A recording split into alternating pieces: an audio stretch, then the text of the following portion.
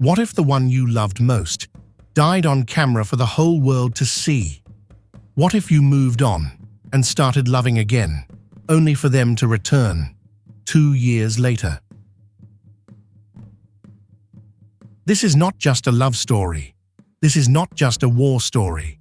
It is the echo of a broken drum, the rhythm of betrayal, the sound of sacrifice.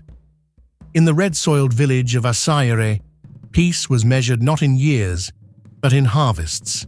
Here lived Koffi, a young soldier known for his discipline on the battlefield and his tenderness at home. When off duty, he returned to help his widowed mother and younger sister, quietly tending their small family farm. But Koffi's return was always awaited most by Akisa.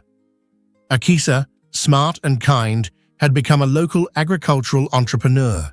She had taken her father's dusty land and turned it into green, growing life. Her laughter echoed across the village, but her heart was rooted in one place, with Koffi. Their love was known, respected, and quietly celebrated by their community. In Accra, far from the fields, lived Akufo. He had been Koffi's best friend. They had run barefoot together, played drums together, and laughed like brothers. But Akufo had chosen a different path. He was a self-made businessman, rich before 30, polished, respected. Yet for all his wealth, his heart never left Asayere. Because in Asayere, Akisa remained. Akufo loved her, deeply, quietly, fiercely. But her heart, as ever, was with Koffi. Then came the storm. Terrorists swept through eastern Ghana, burning villages, capturing schoolchildren, committing horrors. Koffi, now a special forces officer, received his orders. Before he left, he called Akisa. "I just wanted to hear your voice before I go." "You promised to return," she whispered. "I still do," he replied. The line fell silent. He left the next morning. From the front line, Koffi sometimes called Akisa. "We're okay here. Routine patrols, nothing serious." But Akisa knew better. She saw the news. She saw photos of burned schools, bodies. He was lying to protect her. She pretended to believe him. But every time the phone rang, she feared it might be the last. Then, silence. Koffi stopped calling. 3 days later, the world watched in horror as a video went viral. 9 captured soldiers blindfolded on their knees. Terrorists shouted demands. Then, the faces were revealed, bruised, silent, broken. Akisa dropped to her knees. Then her phone rang. Akufo's voice, nervous, quiet. "Akisa, it's Koffi. They got him. I sent the video. I'm so sorry." A few days later, another video. 7 soldiers, tied to trees, heads covered. A terrorist leader screamed, "They pushed us. They failed to meet our demands. Now, we end them." Gunfire.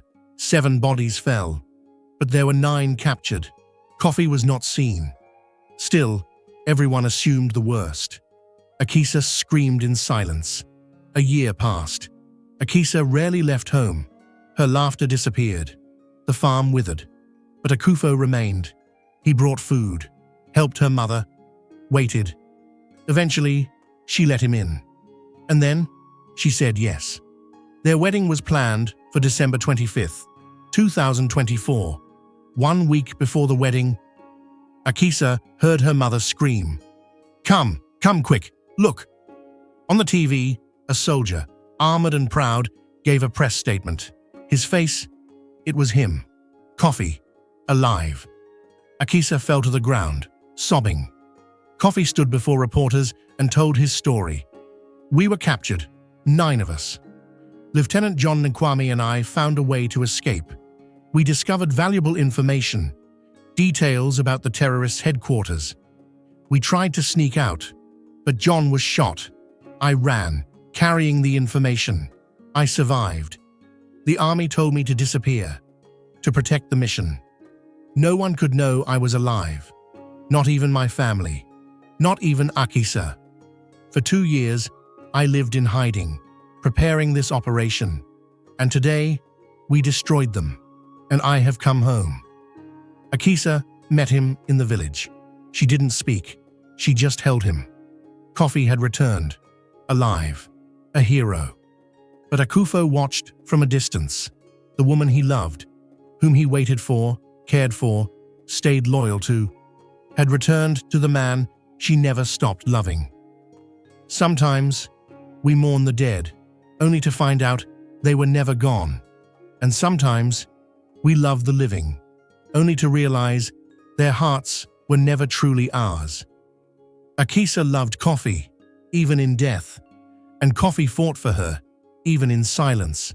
Akufo loved honestly, but fate beat him twice. If this story moved your heart, don't forget to like, comment, and subscribe to Storydrum. Tell us in the comments, what would you do if someone you thought was gone forever suddenly came back? More powerful African stories are coming your way. Stay tuned and let the drums keep speaking.